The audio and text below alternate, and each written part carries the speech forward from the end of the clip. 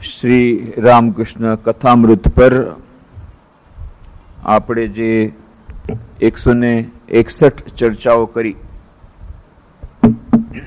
તેમાં આપણે જોયું કે કેવી રીતે શ્રી રામકૃષ્ણ દેવના સંપર્કમાં આવીને માસ્ટર મહાશયનું જીવન પરિવર્તન થાય છે અને પછી તેઓ પોતાની ડાયરીમાં જે લખી રાખે છે એ જ રામકૃષ્ણ કથામૃત રૂપે પ્રકાશિત થાય છે અને કેવી રીતે દેશ વિદેશમાં વિભિન્ન ભાષાઓમાં આ ગ્રંથોના અનુવાદ થઈ ગયા અને ખૂબ જ પ્રસિદ્ધ પામી રહ્યું છે ને કેટલાય લોકોના જીવનમાં શાંતિનું સિંચન, અમૃતનું સિંચન આ કથામૃત પુસ્તક કરી રહ્યું છે.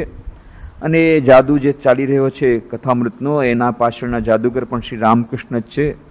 આ બધી વાતો આપણે વિસ્તારથી કરી હતી અને કહ્યું હતું કે આપણા જેટલા શાસ્ત્રો છે એ શાસ્ત્રોને સમજવાનું સર્વશ્રેષ્ઠ શસ્ત્ર છે કથામૃત. સમસ્ત ઉપનિષદો ઋષિમુનિઓએ હજારો વર્ષોની તપસ્યા કરીને જે જ્ઞાન મેળવ્યું એ બધું ઉપનિષદોમાં સંગ્રહિત થયું છે અને જે ઉપનિષદનો નિચોડ એ આપણને મળે છે ગીતામાં અને ગીતાનો નિચોડ મળે છે કથામૃતમાં. કેમ? કારણ કે શ્રીમદ ભગવદ્ ગીતામાં શ્રી કૃષ્ણ ભગવાને ઉપનિષદનો નિચોડ તો આપી દીધો, પણ એ તો 1000 વર્ષો પૂર્વે આજના યુગમાં, આજના સમાજના સંદર્ભમાં, આજની સમસ્યાના સંદર્ભમાં અને આજના આધુનિક માનવને હજી વધારે સરળ રીતે રજૂ કરે છે શ્રી રામકૃષ્ણ. એ જ ગીતાનો સંદેશ, એ જ ઉપનિષદોનો સંદેશ અત્યંત સરળ ભાષામાં અને દૈનિક જીવનના, વ્યવહારિક જીવનના બધા ઉદાહરણો દેતાની સાથે સાથે, અને એટલા માટે ગળે ઉતરી જાય. એટલું જ નહીં, ફક્ત ઉપનિષદોનું જ્ઞાન એમાં છે એવું નથી, રામાયણની પણ વાતો છે, રામચરિત માનસનો આખો સારાંશ આમાં મળી જાય, મહાભારતનો સારાંશ મળી જાય, શ્રીમદ ભાગવતનો એ શ્લોક તો ભાગવતના શ્રીમદ ભાગવતમાંથી જ લેવામાં આવે છે, ગોપિકા ગીતમમાંથી. તવ કથામૃતમ તપ્ત જીવનમ, એની પણ આપણે ચર્ચા કરી હતી. કેવી રીતે આ શ્લોક જે માસ્ટર મહાશય મૂક્યો છે એ કેટલો યોગ્ય છે. એ કથામૃતમ, એ જે ગોપિકાઓ કહે છે શ્રી કૃષ્ણને કથા વિશે, એ જ વાત અહીંયા પણ કેવી રીતે લાગુ પડે છે એ બધી વાતો પણ આપણે કહી. તો શ્રીમદ ભાગવતનો પણ જાણે સારાંશ, એનો અર્ક, એનો નિચોડ એ મળી જાય. એટલું જ નહીં, બાઇબલ, કુરાન, અન્ય ધર્મગ્રંથો, અને એટલું જ નહીં, ઘણા બધા જાતના પુસ્તકો, એ પછી ભલે આધ્યાત્મિકતા સાથે મળેલા ન હોય એની પણ વાત આમાં આવે, વિજ્ઞાનની પણ વાત આવે. જે વાત આપણે કરી હતી કે the gospel of Shri Ramakrishna and modern science, એના ઉપર પુસ્તક તાજેતરમાં પ્રકટ થયું છે. ડૉક્ટર ચટ્ટોપાધ્યાયે પ્રકાશિત કર્યું છે, બર્દવાન યુનિવર્સિટીના ડૉક્ટર. તો કેટલા બધા પુસ્તકો પ્રકાશિત થઈ રહ્યા છે. એ રામકૃષ્ણ કથામૃત ઉપર કેટલી બધી શોધ ચાલી રહી છે, એના ઉપર પાછા રિસર્ચ ગ્રંથો થઈ રહ્યા છે. એ રામકૃષ્ણ કથામૃત તો માત્ર 3 ભાગમાં, ગુજરાતીમાં, અંગ્રેજીમાં 1 ભાગમાં પણ છે, 2 ભાગમાં છે, બંગાળીમાં 5 ભાગમાં પણ છે, 1 ભાગમાં પણ છે. અને પછી એ રામકૃષ્ણ કથામૃતના લેખક માસ્ટર મહાશય, એમની સાથે જે વાર્તાલાપ થતા એ 16 ભાગમાં છે. શ્રી દર્શન કથામૃતમાં જે એમને નથી આપ્યું, આ તો કથામૃતમાં છે. રામકૃષ્ણ દેવની સાથે જે વાર્તાલાપો થયા હતા, જે માસ્ટર મહાશય મહેનાથ ગુપ્ત મોએ લખી રાખ્યા. પછી માસ્ટર મહાશય જે એમની સાથે જે વાર્તાલાપ કરતા હતા એ એક સંન્યાસીએ લખી રાખ્યા, એમના શિષ્ય, અને એ 16 ગ્રંથો છે એના. તો કેટલી બધી વાતો માસ્ટર મહાશય પાસે હતી, કેટલો ખજાનો હોય એમની પાસે હશે એ માસ્ટર મહાશય પાસે. એ અદ્ભુત ખજાનો એમની પાસે હતો. તો કથામૃત એમણે એવી સુંદર રીતે લખ્યું છે કે આમાં આખા સર્વશાસ્ત્રોનો સાર આવી જાય છે અને સર્વશાસ્ત્રોનો નિચોડ આવી જાય છે. અત્યંત સરળ ભાષામાં મૂક્યો છે. અને બીજી વાત જે ક્રિસ્ટોફર શેરવુડ કહે છે, if I can use any word for the gospel, it is the word now, NOW, હમણાં. જાણે હમણાં જ આપણી સાથે શ્રી રામકૃષ્ણદેવ વાતો કરી રહ્યા છે. અને એ અવતાર વરિષ્ઠ શ્રી રામકૃષ્ણદેવ કહે છે, સ્વામી વિવેકાનંદ કહે છે શ્રી રામકૃષ્ણદેવ વિશે, હી is the most perfect and the latest અવતાર છે. અવતારો ઘણા બધા છે, રામ ભગવાન પણ અવતાર થઈ ગયા, કૃષ્ણ ભગવાન પણ અવતાર થઈ ગયા, બુદ્ધ ભગવાન પણ અવતાર થઈ ગયા. પણ સ્વામી વિવેકાનંદ શું કહે છે? અવતાર વરિષ્ઠ કેમ કહ્યા એમને? અવતાર વરિષ્ઠાય, he is the latest and the most perfect avatar of the present age. આ યુગ માટેના સર્વશ્રેષ્ઠ અવતાર, લેટેસ્ટ અવતાર. જો આજકાલના બધા યુવકોને જુઓ, કેટલા બધા કપડાં હશે તો પણ કહેશે મારે નવા કપડાં લેવા છે. કેમ કે એના નવી ફેશન આવી ગઈ. અરે પણ આ કપડાં હજી સારા છે, હજી 2 મહિના પહેલા સીવડાવી લાવ્યા હતા. ના, નવી ફેશન આવી ગઈ, નહીં તો કોલેજમાં જશું બધા શું કહેશે. લેટેસ્ટ ડિઝાઇનના કપડાં જોઈએ છે, લેટેસ્ટ ડિઝાઇનના, લેટેસ્ટ મોડલ, લેટેસ્ટ ફેશન હોય એ પ્રમાણેના ચશ્મા જોઈએ. ચશ્માનો નંબર નથી બદલાયો પણ કે ના મારે ફ્રેમ તો બદલવી જ પડે. કેમ? આ લેટેસ્ટ ફેશન હવે આવી ગઈ છે, ઓલી નહીં ચાલે. બધા કહેશે આ શું જુનાવણી વિચારના, બધા જુનાવણી, બધા ક્યાં. તો બધાને લેટેસ્ટ જોઈએ છે, ફેશનમાં લેટેસ્ટ જોઈએ છે, કપડામાં લેટેસ્ટ જોઈએ છે. તો શ્રી સ્વામી વિવેકાનંદ શું કહે છે? શ્રી રામકૃષ્ણ આપણા માટે વધારે પ્રિય એટલા માટે લેટેસ્ટ અવતાર, લેટેસ્ટ અવતાર, છેલ્લામાં છેલ્લા, એકદમ આજના યુગને અનુરૂપ બધી વાતો કરે છે, આપણને સમજમાં આવી જાય એવી વાતો. અને એમનો ફોટોગ્રાફ છે, ત્યારે કેમેરા નહોતો. ભગવાન બધું કેવા દેખાય આપણને ખબર નથી. રામ ભગવાન કેવા દેખાતા હતા, ફોટો અહીંયા છે, આ કાલ્પનિક ફોટો છે. કૃષ્ણ ભગવાનનો ફોટો છે પણ એ કાલ્પનિક ફોટો છે. પણ કેમેરા દ્વારા લીધેલા ફોટો એ ફક્ત રામકૃષ્ણ અવતારનો મળે છે. અને એ રામકૃષ્ણ દેવે જે કંઈ વાતો કરી, આજ સુધી કોઈ અવતારની વાતો એ આપણને ભગવાન બુદ્ધના ઉપદેશો મળે છે, એ મળે છે. ભગવાન બુદ્ધના ઉપદેશો ધમ્મપદમાં મળે છે. પણ ધમ્મપદ કેવી રીતે લખાયું? એ તો ભગવાન બુદ્ધ ચાલ્યા ગયા એના સેંકડો વર્ષો પછી એમના જે શિષ્યો હતા એમણે બધી વાતો એકબીજાને કરી, અને પછી સમ્રાટ અશોકે અને બીજા બધા ભિક્ષુકોએ એ મળીને એનો સંગ્રહ કર્યો, અને પછી એ ધમ્મપદ થયું. કુરાન કેવી રીતે લખાયું? એ મોહમ્મદ પૈગંબરને ત્યાં આવી રીતે ક્યારેક ક્યારેક આવેશ આવતો, અને ભાવાવેશમાં એમને જે કંઈ થોડી અનુભૂતિ થતી એ બધી એ લખી રાખતા. અને પછી એ અનુભૂતિના બેસિસ ઉપર ઘણા વર્ષો પછી કોરાન થયા. અને કોરાનની પણ ઘણી બધી પ્રતો હતી, ઘણા બધા એમાં એકબીજા સાથે મેળ ન બેસે એવી જાતના બધા વક્તવ્યો હતા. પણ તેમ છતાં એ લોકોએ કાઉન્સિલ બોલાવી. કેટલા? મોહમ્મદ પૈગંબરના ગયાના સેંકડો વર્ષો પછી કાઉન્સિલ બોલાવી અને નક્કી કર્યું કે હવે આ કુરાન જ ચાલશે, બાકી બધી કુરાનને બાળીને મખાડી નાખો. અને પછી તો એ કુરાન એ મોહમ્મદ પૈગંબરનો જ સંદેશો છે એમ ન કહી શકીએ. કે મોહમ્મદ પૈગંબરને એ અલ્લાહનો સંદેશો આપ્યો તો એવી જ રીતે રજૂ કરવામાં આવ્યો છે એ નહીં કહી શકીએ. જીસસ ક્રાઇસ્ટે જે કંઈ સંદેશો આપ્યો હતો એ એમના પછી 250 વર્ષ પછી આ બધી saint John's gospel of the saint John, gospel of saint Louis, આ બધા જે બધી ગોસ્પેલ, 4 ગોસ્પેલ મુખ્ય છે, એમાં પણ એકબીજા સાથે મેળ નથી. એ જે 4 પ્રકારની ગોસ્પેલ છે તમે જોશો બાઇબલમાં, એમાં એકબીજા સાથે મેળ નથી, થોડો થોડો અંતર છે. તો અંતર તો થવાનું છે, કારણ કે એ જીસસ ક્રાઇસ્ટના અંતર એ ગયા પછી 250 વર્ષો પછી જીસસ ક્રાઇસ્ટના ઉપદેશ અને એના જીવન વિશેની આ બધી વાતો બાઇબલમાં મૂકવામાં આવી. પરંતુ રામચરિત માનસ તો ઠીક છે, પેલા રામાયણ તો ત્યારે વાલ્મીકી તો ત્યારે હતા, પણ એમણે તો મહાકાવ્ય લખ્યું, એમને સ્ફૂર્ણા થઈ, એ તો કાવ્ય હતું, એ સૌંદર્ય હતું, એ કલાકૃતિ છે. પણ આમાં ઇતિહાસ પણ સાથે વણાયેલો છે. પણ એમ ન કહી શકીએ કે આ ફક્ત ઐતિહાસિક છે વલણ, ફક્ત ઐતિહાસિકની બધી વાતો છે. અને સાથે સાથે જે ગીતા એ વેદ વ્યાસે રચના કરી એ આપણે કહી શકીએ ચાલો વેદ વ્યાસે, પણ એ કયા અર્થમાં હતી? કેટલાક લખે છે 760 શ્લોક હતા, કેટલાક કહે છે 700 શ્લોક હતા, હમણાં 700 મળે છે, બીજા 60 શ્લોક એક પ્રોફેસરે હમણાં શોધ કરીને પાડ્યા છે નવા. એ શ્લોક એ ઓરિજિનલ ગીતામાં હતા, ઓરિજિનલ ગીતાની મેનસ્ક્રિપ્ટ એમણે બહાર પાડી છે, રિસર્ચ. તો એના ઉપર પણ હજી કંટ્રોવર્સી ચાલી રહી છે કે એ શ્લોક પહેલાના હતા કે ઇન્ટરપોલેશન હતા. એ રિસર્ચ ચાલી, કારણ કે હજારો વર્ષો પહેલાનું કોણ એને કહી શકે? તો આ બધા એમાં થોડી થોડી કંટ્રોવર્સી છે. કે પરંતુ રામકૃષ્ણ દેવનો ઉપદેશ કેવી રીતે આપણી પાસે આવે છે? શુદ્ધ રૂપે. કેમ? જે દિવસે રામકૃષ્ણ દેવે જે વાતો કરી એ જ દિવસે માસ્ટર મહાશયે મહેન્દ્રનાથ ગુપ્ત મોએ પોતાની ડાયરીમાં એના પોઈન્ટ ટપકાવી લીધા. એ તમે ડાયરી જુઓ, આવડી નાની નાની ડાયરી છે, ઓરિજિનલ ડાયરીના પાના જુઓ, આવડી નાની નાની ડાયરી. આપણને તો કંઈ સમજાય નહીં, પણ એ બધી કોડ લેંગ્વેજમાં લખ્યું છે આમાં, કારણ કે એને દિવસે કેટલુંક લખી શકે, પણ પોઈન્ટ્સ બધા લખ્યા છે. પોઈન્ટ્સ બધા લખ્યા છે. પોઈન્ટ્સમાં કોઈ જાતનો મિનમેક નથી. 3 પ્રકારના ડોક્યુમેન્ટરી એવિડન્સ મળી શકે કોઈ પણ અવતાર પુરુષના. એક એવો એવિડન્સ છે કે એ અવતાર પુરુષ ચાલ્યા ગયા, એના ઘણા વર્ષો પછી એમના શિષ્યોએ, ભક્તોએ મળી અને એમના વિશેના ઉપદેશો લખ્યા. મોટા ભાગના આપણને એવું જ મળે છે ગમે તે ગ્રંથો. બીજા જાતનું ડોક્યુમેન્ટ એવિડન્સ છે કે એ અવતાર પુરુષના રહેતા એમના મર્યા પહેલા જ એમના ઉપદેશોનું સંકલન થયું. એવું બહુ ઓછું મળે છે.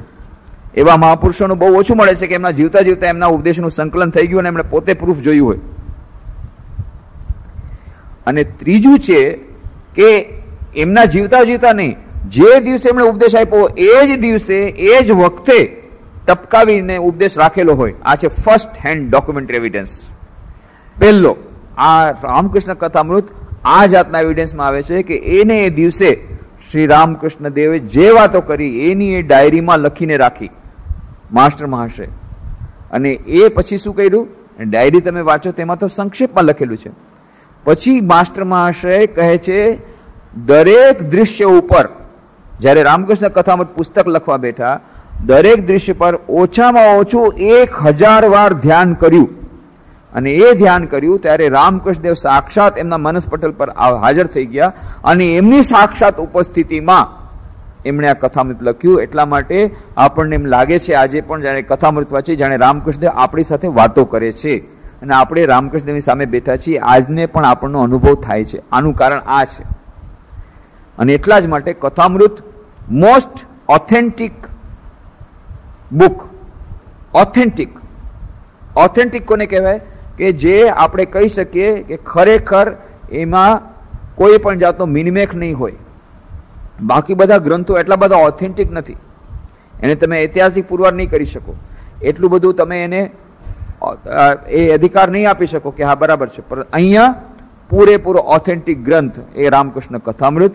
અને પછી અદ્ભુત બધી વાતો, સમસ્ત ગ્રંથોનો નિચોડ, સમસ્ત શાસ્ત્રોનો નિચોડ અત્યંત સરળ ભાષામાં. અને આપણે પાછલા વખતે કહ્યું આજની વર્તમાનની સાંપ્રત બધી સમસ્યાઓનું સમાધાન, દરેકનું સમાધાન. એ પ્રોફેસરની વાત કરી કે એણે 4 દિવસમાં ગ્રંથ મૂકી દીધો, પાછો મોકલાવી દીધો. આ તો બેક ડેટેડ છે ભાઈ, 100 વર્ષ પહેલાની વાત છે. કામિની કાંચન ત્યાં, કામિની કાંચન ત્યાં. આ શું છે ભાઈ? આજના જમાનામાં બધું ત્યાં, એના વગર તો જીવવું કઈ રીતે? આ 2 તો મુખ્ય વસ્તુ છે, આ 2 તો મુખ્ય આનંદ છે. એને છોડીને પછી જીવવું કેવી રીતે? ના ના ના, આપણને નહીં ચાલે. અને ફરી પાછા એ જ પ્રોફેસર પાછા 100 પ્રતો મગાવી પોતાના ફ્રેન્ડ સર્ક્યુલેશન માટે, કારણ કે ઇન્ટરનેશનલ સેમિનારમાં એવું જાહેર કરવામાં આવ્યું કે આ 2 જ મુખ્ય સમસ્યા છે જગતની, કામિની કાંચન, sex and violence. These are the 2 main fundamental reasons. All the ills, અત્યારે જેટલા જાતના દૂષણો છે સમાજમાં, એઇડ્સનો રોગ વ્યાપી ગયો છે, હજારો આજે મરી રહ્યા છે, HIV પોઝિટિવ થઈ રહ્યા છે. આજે લાખો લોકો HIV પોઝિટિવ થઈ રહ્યા છે, હજારો લોકો એઇડ્સથી મરી રહ્યા છે, લાખો લોકો ડ્રગ એડિક્ટ બની રહ્યા છે, લાખો લોકો આજે પાગલખાનામાં જઈ રહ્યા છે, મેન્ટલ પેશન્ટ બની રહ્યા છે. દરેક દેશમાં હજારો માણસો આત્મહત્યા કરી રહ્યા છે. આત્મહત્યાનું પ્રમાણ 10%, 20%, 25%, ક્યાંક 25 ગણું વધી ગયું. ટકા નહીં, 25 ગણું વધી ગયું કોઈ દેશમાં. દરેક જગ્યાએ વધ્યું છે આત્મહત્યા. હજારો લોકો આ બધું મનમાં અશાંતિ વધી રહી છે, બધા મેન્ટલ ટેન્શનમાં આવી ગયા છે. જેટલા આજના સમાજના જેટલા દૂષણો છે એ બંનેના મુખ્ય 2 કારણો છે, એમ બધા વિચારકોએ ઇન્ટરનેશનલ સેમિનારમાં પુરવાર કર્યું. કયા? જે રામકૃષ્ણ કથામૃતમાં વારંવાર કહે છે, સેક્સ એન્ડ વાયોલન્સ. કામિની કાંચન ત્યાગ નહીં કરવાથી આ દૈનિક જીવનની સમસ્યાઓનું સમાધાન નહીં થાય. બાકી તો પછી આધ્યાત્મિક જીવન માટે તો ખરું જ, ભગવાનની પ્રાપ્તિ માટે ખરું જ, પણ દૈનિક જીવનની સમસ્યાઓનું પણ સમાધાન થઈ જશે જો આ 2 વસ્તુને કંટ્રોલ કરવામાં આવે તો. હવે એટલા માટે થઈને કથામૃત એ લેટેસ્ટ એન્ડ મોસ્ટ મોડર્ન. અને કોના ઉપદેશો? લેટેસ્ટ એન્ડ મોસ્ટ પરફેક્ટ અવતાર. શ્રી રામકૃષ્ણ પોતે જ કહે છે કે બાદશાહી અમલનો જે સિક્કો છે એ નવાબી અમલનો સિક્કો મુગલ સમ્રાટમાં ન ચાલી શકે. એવી જ રીતે મુગલ સમ્રાટનો જે સિક્કો છે એ બ્રિટિશ રાજ્યમાં ન ચાલી શકે, અને બ્રિટિશ રાજ્યનો સિક્કો આ ભારતની ડેમોક્રેટિક કન્ટ્રીમાં ન ચાલી શકે. એ જૂનો સિક્કો તમે ગમે એટલો હશે, એને કહેશે તમે નાખો, એમાંથી જે ધાતુ હશે એમાંથી જે મળે 2-5 પૈસાનું ધાતુ. બાકી એ સિક્કો, એમાં રાણી વિક્ટોરિયાનો બહુ સુંદર ફોટો છે, તમે રાખો મ્યુઝિયમમાં. બાકી એના દ્વારા તમને શાકભાજી નહીં મળે. ઓલો શાકભાજી વાળો કહી દેશે કે ભાઈ આ રૂપિયો નથી હો આ ભારતનો, આ પાછો જેમાં ઇન્ડિયા લખવું જોઈએ, ગવર્મેન્ટ ઓફ ઇન્ડિયાનો સિક્કો હોવો જોઈએ, એ ગવર્નરની સીલ હોવી જોઈએ. એ ક્વીન વિક્ટોરિયાનો સિક્કો હવે નહીં ચાલે. અને મુગલ સમ્રાટનો સિક્કો ક્વીન વિક્ટોરિયાના જમાનામાં નહોતો ચાલતો, બાદશાહી અમલનો સિક્કો મુગલ સમ્રાટમાં નહોતો ચાલતો. તો જ્યારે જે જમાનો હોય એ જમાનામાં ચાલે. આજના જમાનામાં ચાલશે રામકૃષ્ણદેવનો સિક્કો. કેમ? મોસ્ટ પરફેક્ટ અવતાર, લેટેસ્ટ અવતાર. બધાને લેટેસ્ટ ફેશન જોઈએ છે, આ લેટેસ્ટ અવતાર છે. કેટલા લોકો જ્યારે વાત થતી હોય એ યુવા સંમેલનમાં, ઘણી બહેનો કે તમે કહો છો સીતા સાવિત્રી દમયંતી, તો અમે શું બધા સીતાની જેમ બધું સહન કરી લેવું? નથી. આજની બહેનો નથી એ સ્વીકાર કરી શકતી. એમને સીતાનો આદર્શ આજે નથી અપીલ કરતો. કેમ? ત્યારના વખતમાં ત્રેતા યુગમાં એ રામચંદ્રજીનો આદર્શ હતો. કેવા આદર્શ રાજા કે એમણે પોતાનો સર્વસ્વ ત્યાગ કરી દીધો. જે પત્નીને ખૂબ પ્રેમ કરતા હતા, જેના માટે તેને આટલું બધું કર્યું, જેના માટે તેને રાવણનો વધ કર્યો, જેના માટે તેને આખો સમુદ્ર પાર કર્યું, વર્ષો સુધી તપસ્યા કરી, વર્ષો સુધી રોયા, વર્ષો સુધી આ બધું કર્યું, કેટલી કેટલી કેટલી તકલીફ વેઠી અને એ સીતાને મેળવી પોતાની પત્નીને. તેમ છતાં રાજધર્મ પાલન કરવા માટે, આદર્શ રાજાનો એ કરવા માટે થઈને એમણે આટલી પોતાની પરમ પ્રિય પત્ની સીતાનો પણ ત્યાગ કરી દીધો. એ ત્યારના વખતમાં બધા લોકોએ એ રામચંદ્રજીને અવતાર કીધા. ખરેખર એ આદર્શ રાજા. આજના જમાનામાં જો મોટા ભાગના લોકો છે નિષ્ઠુર છે, નિષ્ઠુર. પોતાની પત્નીને આવી રીતે મોકલી દીધી જંગલમાં, કાંઈ વિચાર ન થયો. એ વિચાર નથી કરતા કે રાજા છે, રાજા તરીકેનો રાજધર્મ હતો કે એક આદર્શ કરવું. બસ એક ધોબીના કહેવાથી પત્નીને મોકલી દીધી. એ રાજા અમને રામ ન જોઈએ, એવી સીતા અમને ન જોઈએ. એ આદર્શ અમને નહીં પાડે નથી. આજના જમાનામાં અપીલ નથી કરતો. એ હતો ત્યારના વખતમાં, પણ એ અપીલ નથી કરતો. અને એટલા જ માટે અને એ કૃષ્ણ અને રાધાનો એ સમજી નથી શકતા. શું કૃષ્ણ ભગવાન આ 16,000 રાણી રાખે, આ બધું શું છે? આમાં શું આપણને આમાંથી આદર્શ મળે? આમાં શું આપણે ઇન્સ્પિરેશન મળે છે? આમાં તો બધા હાલી મવાલી બધા નાખી છે. એ નથી સમજી શકતા આ ભગવાનની લીલા છે. ભગવાનની લીલાને આપણા સાધારણ માનવ દ્વારા સમજવા જઈએ તો આ બધી વાતો થાય છે, પણ એને અપીલ નથી કરતો. આધુનિક માનવને એ આદર્શ અપીલ નથી કરતો. એટલા માટે રામકૃષ્ણ આવે છે. એમણે શું કર્યું? રામચંદ્રજીના રૂપમાં એ જ આવ્યા હતા. એટલું યાદ રાખવું જોઈએ. રામકૃષ્ણ કઈ અલગ નહોતા. પોતે જ એમના મોઢેથી કહ્યું છે, જે રામ હતા, જે કૃષ્ણ હતા, એ જ આ યુગમાં રામકૃષ્ણ રૂપે આવ્યા છે. પણ જયારે રામ રૂપે હતા ત્યારે એમણે શું કર્યું? સીતાનો ત્યાગ કર્યો. સીતાને મોકલી દીધા જંગલમાં એક ધોબીના કહેવાથી. કેમ? એક આદર્શ સ્થાપવો હતો કે નહીં, આજે હું જો એનો ત્યાગ નહીં કરી શકું, જો એ નહીં કરી શકું, તો બાકી બધાએ હું એક ભૂલ કરીશ, બાકી બધા હજારો ભૂલ કરશે. આદર્શની સ્થાપના કરવા માટે એમણે એટલી પોતાની પરમ પત્નીનો ત્યાગ કરી દીધો. પણ એ આદર્શ આજે અપીલ નથી કરતો. એટલે આજના જમાનામાં એમણે શું કર્યું? એમણે મા શારદાનો ત્યાગ ન કર્યો. ત્યાગ કરી શકત. હું સંન્યાસી છું, તું કોણ આવી વળી મને વચમાં સંસારમાં ખેંચવા માટે? ચાલ ભાગ, કહી શકત. ભાગ કહી શકત. પણ શું કર્યું? મા શારદા ડરતા ડરતા ગયા હતા કે કદાચ રામકૃષ્ણ કહેશે ભાગ અહીંથી, શું કરવા મને અત્યારે હેરાન કરવા આવી છો? હું અહીંયા સાધનામાં લીન છું અને તું અહીંયા આવી છો. લોકો શું કહેશે? લોકો શું કહેશે? પોતાની પત્ની સાથે રહે છે. નહીં નહીં નહીં, ભાગ. અને મા શારદે એ તૈયાર થઈને આવ્યા હતા કે કદાચ મને ઠપકો દેશે, મને ખૂબ વળશે, તો પણ હું ઠપકો ખાઈ લઈશ. અને કોઈ કહે છે પાગલ છે તો પાગલ હશે, તો એમની સેવા કરીશ. પણ રામકૃષ્ણ એમ ન કહ્યું ભાગી જાય અહીંથી, શું કરવા મને સંસારમાં ખેંચાય? ના, એટલું જ કીધું. તમે આટલા મોડા કેમ આવ્યા? પેલા આવ્યા હોત, મારો મથુરબાબુ તમારી કેટલી સેવા કરત. માની આંખમાંથી આંસુ નીકળી ગયા. અરે કોણ કે છે મારા પતિ પાગલ છે? એટલા જ પ્રેમાળ જેટલા પેલા જોયા હતા. અને પછી પોતાના ઓરડામાં રાખે છે, કે છે હું સાસુમાં છે. ના ના ના ના, ત્યાં તમને તકલીફ થશે, કોણ તમારી સેવા કરશે? ઉપર નવબતખાના ઉપરના ઓરડામાં સાસુમાં રહેતા હતા ચંદ્રમણી દેવી. ના ના, મારી બાજુમાં રહે. પોતાના ઓરડામાં રાખીને 6 મહિના સુધી રાખ્યા. એમને પોતે સેવા કરી. જેની તબિયત સારી થઈ ગઈ પછી એમને સાસુ પાસે મોકલા અને 6 મહિના તેમની સાથે જ રહ્યા, એક જ ઓરડામાં. અસ્વીકાર ન કર્યો, ધૂતકાર્યા નહીં, ઠપકો ન આપ્યો, એટલો જ પ્રેમ આપ્યો. અને બસ એટલું જ છે. હા, આદર્શ સંન્યાસીનો અને આદર્શ ગૃહસ્થ બંનેનો એકી સાથે આદર્શ સ્થાપવાનો હતો. બંનેને એકી સાથે પ્રેરણા આપવાની હતી. તો ગૃહસ્થને પ્રેરણા આપવા માટે તેનો ત્યાગ ન કર્યો, પણ સંન્યાસીને પણ પ્રેરણા આપવી હતી. તો સંન્યાસી કહે છે તમે તો એનો સ્વીકાર કરી લીધો, તો પછી અમે કેવી રીતે સંન્યાસ ગ્રહણ કરીએ? તમે જ પોતે કહો છો કામિની કાંચન ત્યાગ કરો, પોતે પાછો કામિની તમે ભોગ કરો છો. એટલા માટે પાછું શું કર્યું? મા શારદાને પૂછ્યું, અચ્છા તમે અહીંયા આવ્યા છો તો શું મને સંસારમાં ખેંચવા માટે આવ્યા છો? માયામાં ખેંચવા માટે આવ્યા છો? જુઓ, આ શરીરનો અધિકાર તમારા ઉપર છે.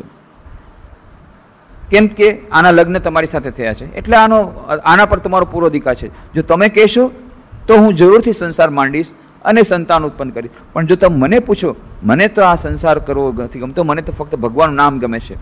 પણ તમે જો કહેશો તો જરૂર સંસાર માંડીશ અને સંતાન કરીશ. તો શું તમે મને માયામાં ખેંચવા આવ્યા છો? સંસારમાં ખેંચવા આવ્યા છો?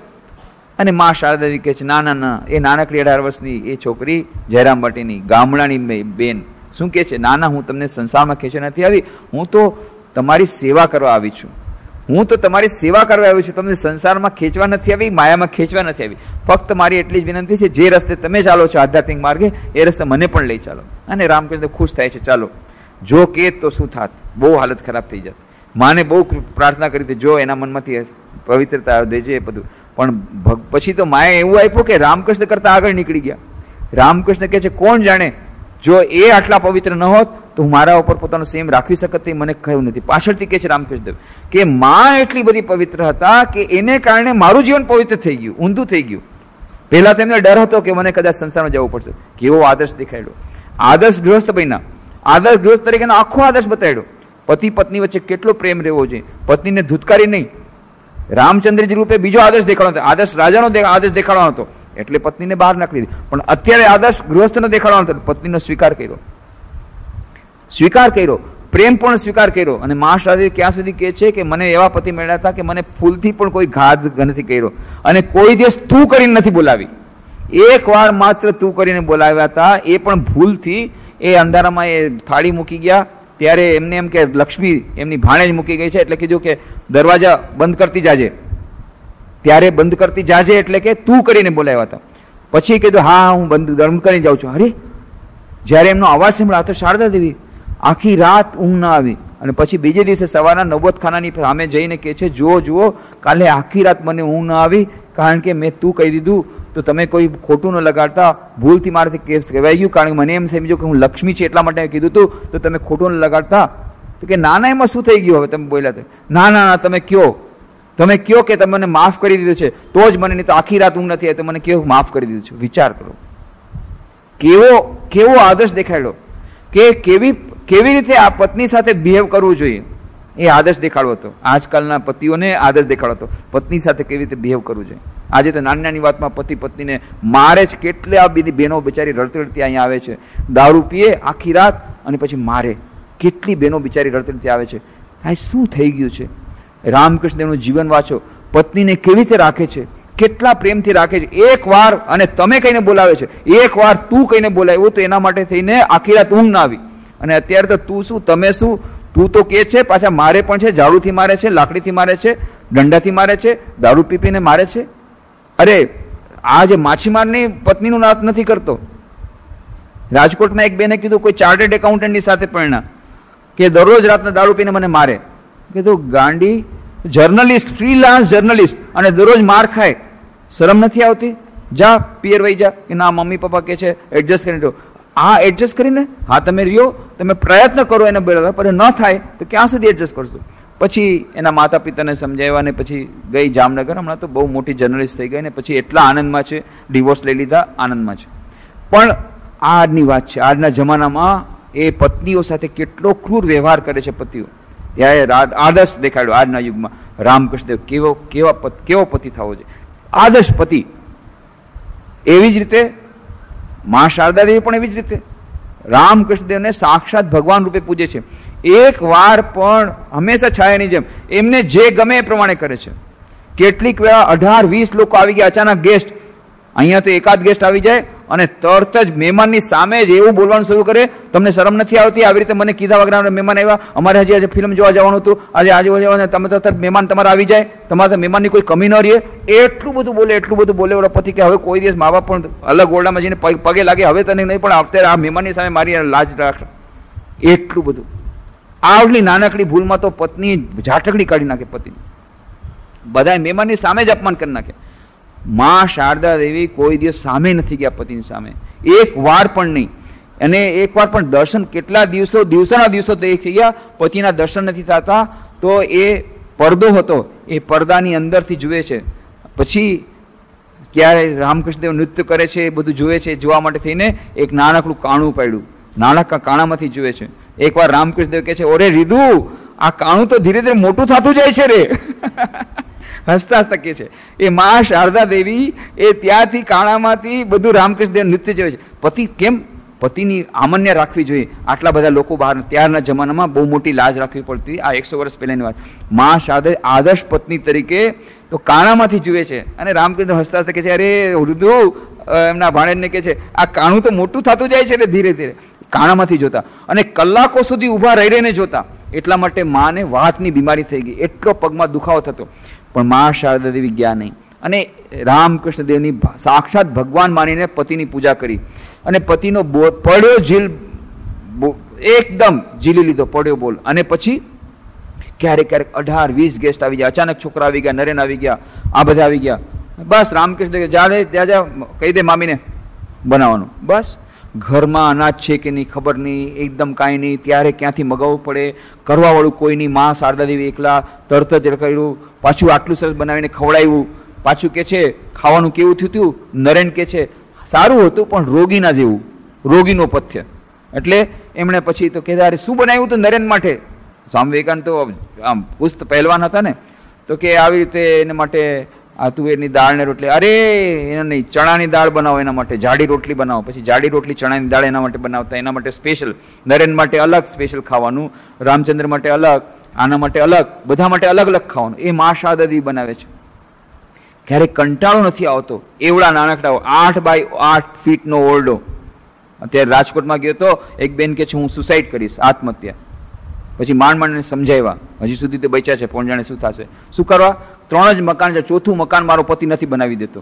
અરે પણ અત્યારે રિસેશન ચાલે છે, 3 મકાન સારામાં સારા છે કે મારે 4થું મકાન જોઈએ જ જોઈએ, આલિશાન બંગલો મારે જોઈએ. એ 3 મકાનથી એને સંતોષ નથી, મારે 4થું મકાન જોઈએ. તું ગમે ત્યાંથી લાવ. અરે પણ હમણાં ધંધામાં રિસેશન ચાલે છે બહુ, અને ફેક્ટરી બરાબર ચાલતી નથી, ઓલા વર્કર પણ ઓછા કરવા પડે છે. એ કે મારે હું કાંઈ ન ચાલું, મને તો 4થું મકાન જોઈએ.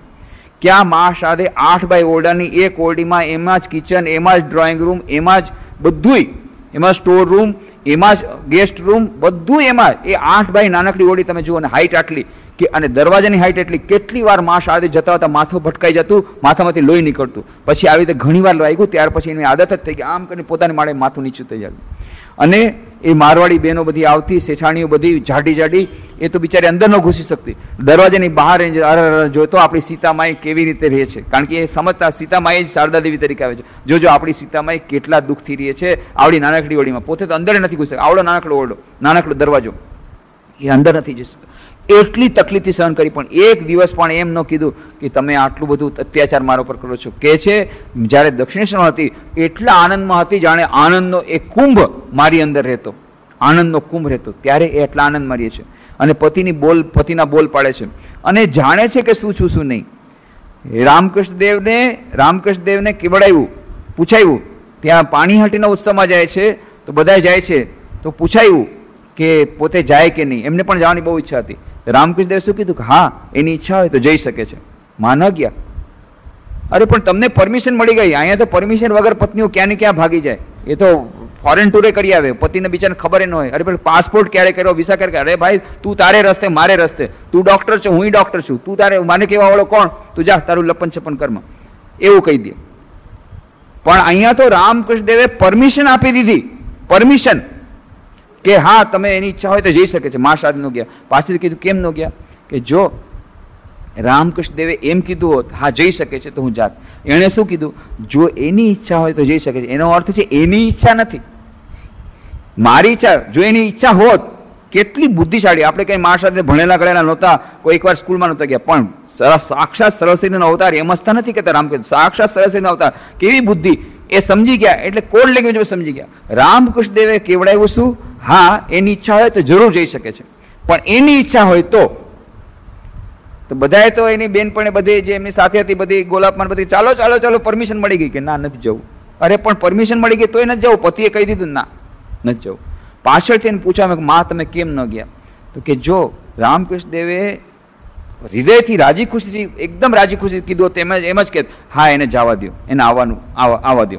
પણ એમણે શું કીધું? જે એની ઈચ્છા હોય તો આવો. એનો અર્થ છે કે એની પોતાની ઈચ્છા નથી. આ કેટલું સરસ પકડી પાડ્યું. ન ગયા. પાછળથી રામકૃષ્ણ કીધું સારું થયું ન ગયા, નહીં તો કહેશે જો હંસ ને હંસી આવ્યા છે. એમને મનમાં એમ જ હતું. એ પાછળથી એને ના નથી પાડી મા શારદાને, પણ પાછળથી એમણે કીધું બહુ સારું થયું મા શારદા ન આવ્યા. ત્યાં પાણીહાટીના જાહેર ઉત્સવમાં કેટલા બધા લોકો જોવા આવ્યા. એ શું કહે જો હંસ ને હંસી આવ્યા છે. પણ રામકૃષ્ણ દેવની ત્યારે પ્રેસ્ટીજનું શું થતી? તો મહાન પરમહંસ અવતાર, એમના નૃત્યો, એ સમાધિમાં જાય છે, એ મહાન સંન્યાસી. પણ એની સાથે જો પત્ની આવત, લોકો તો કહેવા, લોકોને કહેવા માટે તો કઈ છે નહીં હંસ ને હંસી આવ્યા કે. તો રામકૃષ્ણ દેવ આટલું બધું વિચારતા, મા શારદે આટલું બધું વિચારતા. કહેવાનો અર્થ છે Shri Ramakrishna is the latest and the most perfect અવતાર. આપણા યુગ માટેની બધી લીલા એમણે કરી છે. ત્યાં એ વખતમાં જરૂરી હતી, ત્રેતા યુગમાં સીતાનો ત્યાગ કર્યો, આદર્શ રાજાનો આદર્શ બતાવો હતો. આ યુગમાં જે માં ત્યાં મંદિરમાં છે એટલે ભવતારણી, એ જ માં મારી સામે છે. સચ્ચું કહું છું તમને, અને તમારા અને જગદંબામાં હું કાંઈ અંતર જોતો નથી. આજ સુધી વિશ્વના ઇતિહાસમાં કોઈ પતિએ પોતાની પત્નીને આટલું સન્માન નથી આપ્યું.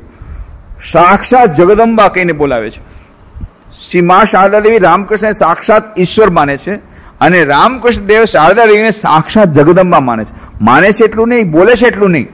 ફલહારિણી કાળી પૂજાને દિવસે 1873 આખી રાત પૂજા કરી, ષોડશી પૂજા, ષોડશોપચાર દ્વારા. પણ આસન પર કોને બેસાડ્યા? મા શારદા દેવીને, પોતાની પત્નીને. અને આખી રાત પૂજા કરી. સૌથી છેલ્લે એ સર્વમંગલ માંગલ્ય શિવે સર્વાર્થ સાધિકે શરણ્ય ત્રંબકે ગૌરી નારાયણી નમોસ્તુતે કરીને સાષ્ટાંગ પ્રણામ કરી, પોતાના સાધનાનું બધું ફળ, જપમાળા બધું એમના ચરણોમાં સમર્પિત કરી દીધું. સાષ્ટાંગ પ્રણામ કર્યા રામકૃષ્ણદેવ પોતાની પત્ની મા શારદા દેવીને. અને મા શારદા દેવી સમાધિમાં લીન થઈ ગયા, રામકૃષ્ણદેવ પણ સમાધિમાં લીન થઈ ગયા. આવી લીલા આજ સુધી વિશ્વના ઇતિહાસમાં કોઈ પતિ પત્નીનું થયું છે કે પતિ પોતાની પત્નીને સાષ્ટાંગ પ્રણામ કરે, પોતાના આખા જીવનની બધી સાધનાનો સમર્પણ કરી દે, અને પછી એ પતિ અને પત્ની બંને સમાધિમાં લીન થઈ જાય. આ વિશ્વના ઇતિહાસમાં ક્યારે થયું નથી. આજે આ આદર્શ દેખાડો હતો. આજે જયારે મોસ્ટ ઓફ ધી કેટલા બધા ડિવોર્સ થઈ રહ્યા છે ઇંગ્લેન્ડમાં, અમેરિકામાં તો પહેલા 33% ડિવોર્સ હતા, હવે 66% ઊંધું થઈ ગયું. 33% સક્સેસ, 66% અનસક્સેસ. 1/3 પહેલા સક્સેસફુલ થતા હતા, પહેલા 2/3 સક્સેસ થતા, 1/3 ડિવોર્સ. હવે 2/3 ડિવોર્સ અને 1/3 જ સક્સેસ જાય. અને એમાં કેટલા લોકો તો મેરેજમાં માનતા નથી, કોન્ટ્રાક્ટ મેરેજ. કેટલા લોકો કોન્ટ્રાક્ટ મેરેજ નહીં, કે ભાઈ જાનવરો ગધેડા અને બિલાડા કોઈ દિવસ મેરેજ નથી, કે આપણે શું કરવા મેરેજ કરવું જોઈએ? ગધેડા અને બિલાડા જેવું જીવન જીવે છે. હજી ભારતમાં એટલું બધું નથી આવ્યું, પણ ડિવોર્સ વધી રહ્યા છે.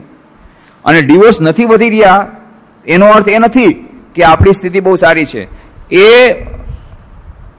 અબોલા લઈને ચલાવે છે. આમ ગાડી ચલાવી હોય પણ એક આ બંને એક અલગ અલગ ખેંચે ગાડી, એવી રીતે આ ગૃહસ્થાશ્રમનું ગાડું ચાલે છે. બે બળદ હોય, એક બળદ આ તરફ જાય, એક બળદ આ તરફ જાય, આવી જાતની ગાડી ચાલે છે ગૃહસ્થાશ્રમની. કેટલા બિચારા બાળકો અમારી પાસે આવે, કે છે શું કરી, મમ્મી પપ્પા આખો દિવસ બાંચતા હોય, મન ઘરમાં શાંતિ ન હોય, કેવી રીતે ભણીએ? દિવસ રાત બાંચતા જ હોય, બાંચતા જ હોય. કેટલા પતિ પત્નીની વચ્ચે ડિવોર્સ વધ્યા છે. ડિવોર્સ નથી વધ્યા તો ડિવોર્સ જેવું જ વાતાવરણ છે, એમાં કઈ બાકી નથી. પણ હવે સમાજના લોકો શું કહેશે એ બીકે હજી પણ સમાજમાં, હજી આજના ભારતીય સમાજમાં એટલું બધું ડિવોર્સને સારું નથી માનતા. એટલે કમ અને રે છે, બાકી બંને અલગ અલગ પોતાનું જીવન જીવે છે. અને બંને એમાં વિશેષ કરીને બહેનો જે પત્ની હોય છે વધારે દુઃખ સહન કરી ગમે તેવું ચલાવે છે, એડજસ્ટ કરીને તમાચો મારીને ગાલ લાલ રાખવા જેવું છે. આવા સમયે રામકૃષ્ણ મા શારદા દેવી આદર્શ દાંપત્ય જીવન બતાવે છે. કેવી રીતે પતિ પત્ની એકબીજા પ્રેમથી રહેવું જોઈએ, કેવી રીતે એડજસ્ટ કરીને રહેવું જોઈએ. આવશે ગેસ્ટ આવશે તો શું થઈ ગયું, ભલે થોડીક જાત ઘસીને પણ એ બલિદાન આપે છે. રામકૃષ્ણદેવ પણ બલિદાન આપે છે, એકબીજા પ્રત્યે સેક્રિફાઈસ કરે છે, એકબીજા પ્રત્યે બલિદાનની ભાવના છે, એકબીજાને એડજસ્ટ કરવાની ભાવના છે. બંને એડજસ્ટ કરે છે. અને મા શારદા દેવી વધારે એડજસ્ટ કરે છે. કેમ? નારીનો અવતાર જ એ નારીમાં એ વિશેષ એક પ્રકારના ગુણ છે. ઓલ મોડર્ન સાયકોલોજીસ્ટ કહે છે કે કેટલાક ગુણો એવા છે કે જે નારીમાં વધારે છે. પુરુષ કરતા નારીમાં બાયોલોજીકલ બધી આખી ટેન્ડન્સી જેવી છે, આખી શરીર રચના એવી છે, અને મેન્ટલ રચના પણ એવી છે કે જુદી છે પુરુષ કરતા. ટાઈમ મેગેઝિનમાં આખી ડિટેલ્સ આપી હતી એ પુરુષ કરતા સ્ત્રીની રચનામાં કંઈક વિશેષતા રહેલી છે.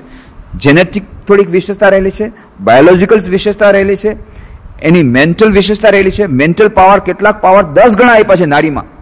સહન કરવાની શક્તિ, મેન્ટલ ઇમોશન સહન કરવાની શક્તિ નારીમાં 10 ગણી આપેલી છે, ભગવાને જ આપેલી છે, એ પ્રકૃતિ આપેલી છે. અને એટલા માટે બહેનોએ જરા વધારે સહન કરવું જોઈએ. એટલા માટે નહીં કે આપણે સંપૂર્ણ ન્યાય નથી માંગતા, પરંતુ એની પાસે કેપેસિટી છે એડજસ્ટ કરવાની. એ કેપેસિટીને માન આપીને જો બંને એકબીજા સાથે રહે તો આજે વધે. પણ આજે બહેનો કહે છે નહીં, તમે સહન ન કરો તો હું સહન ન કરું, તમે 10 કહો તો હું તમને 100 મારું, તો ન થાય. અને એ એટલા જ માટે આ ખાસ કરીને મોડર્ન એજ્યુકેટેડ વિમેન, સો કોલ્ડ મોડર્ન, સો કોલ્ડ એજ્યુકેટેડ, એ લોકોને વધારે પ્રોબ્લેમ થાય છે. અને એમાં લવ મેરેજ વાળા તો સૌથી વધારે. જેટલા ડિવોર્સ મેક્સિમમ થાય છે, મને એમ કે લવ મેરેજ વાળા નથી થતા, સૌથી મેક્સિમમ જે પ્રોબ્લેમ આવે છે લવ મેરેજ વાળા. કેમ? એક્સપેક્ટેશન બહુ હાઈ હોય. પેલા તો એડજસ્ટ કરીને પેલા ખબર જ છે હવે માતા પિતા ગોઠવું છે એના પાસે હવે જે છે એની સાથે આપણે રહેવાનું છે, એટલે આપણે એડજસ્ટ કરવું પડશે. જેવા છે એવા સાથે પતિ સાથે રહેવું પડશે, જેવી છે એ પતિ સાથે. માતા પિતાએ નક્કી કર્યું છે હાલો ભાઈ એને જે છે, એટલે પહેલેથી એ લોકોને પ્રિપેર્ડનેસ છે.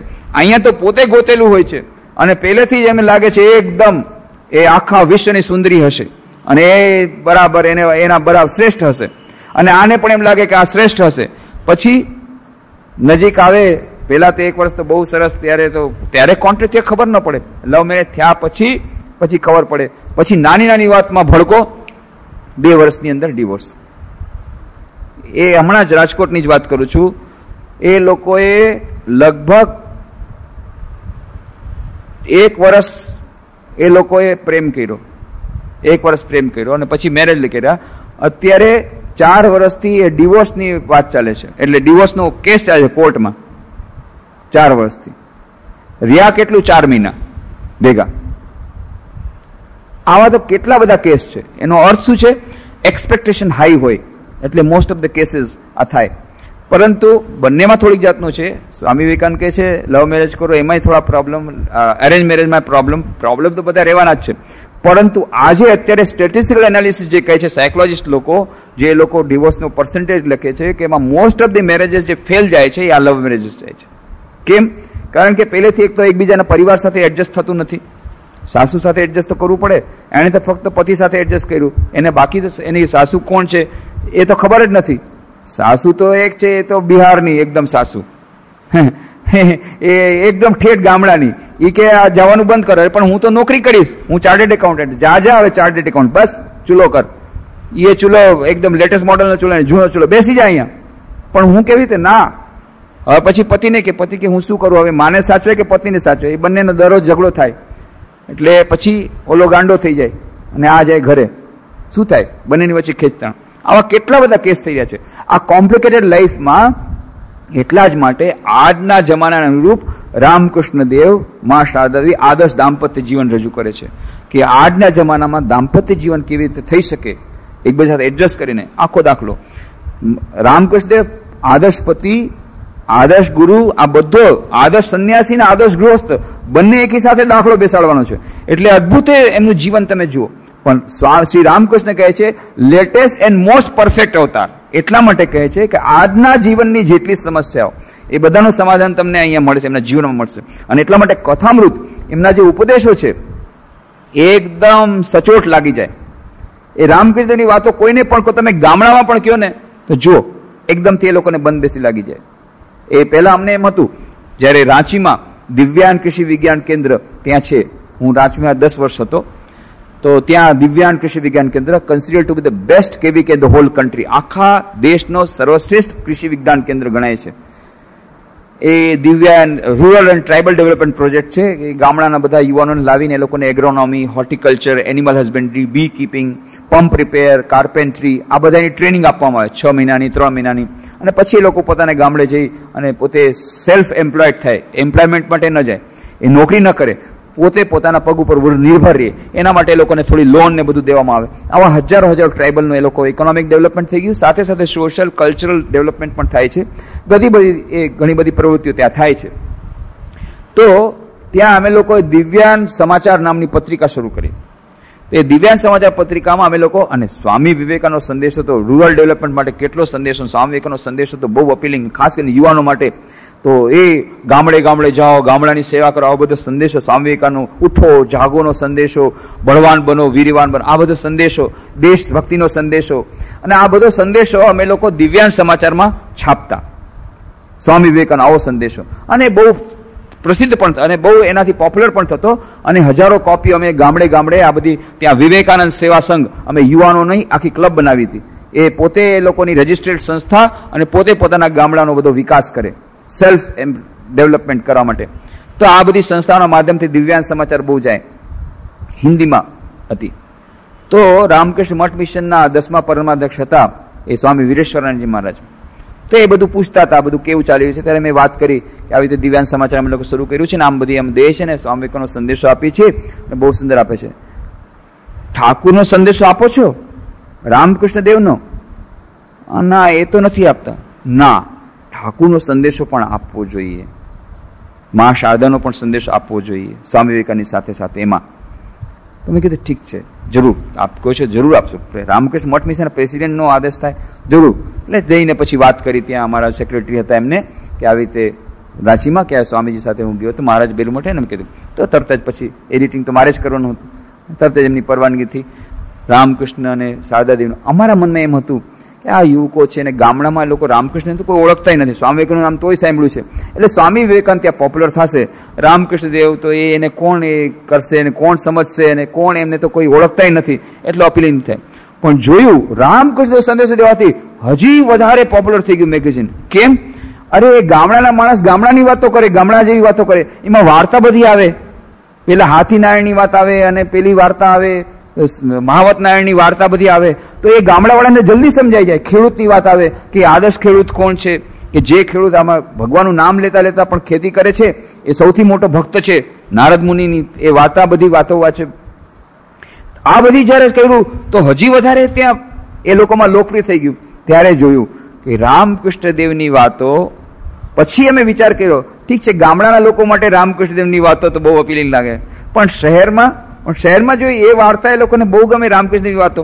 અને પછી અમે જોયું આ સાયન્ટિસ્ટ લોકો હશે કે જે મોટા વિચારકો હશે એ લોકો તો રામકૃષ્ણ શું, હવે એ રામકૃષ્ણ ગામડાનો અભણ માણસ, હવે કેટલા વર્ષો પહેલા હતા સાવ અભણ માણસ, એની વાતો શું સાંભળવાની? નહીં, રોમા રોલા કે છે અરે રામકૃષ્ણ દેવ એ તો છેલ્લા 5000 વર્ષોની આખા સભ્યતા જે છે ભારતીય સભ્યતા એમાંથી જે બેસ્ટ માણસ છે એમાંના બેસ્ટના બેસ્ટ એ છે, આખો નિચોડ એ રામકૃષ્ણ દેવ છે.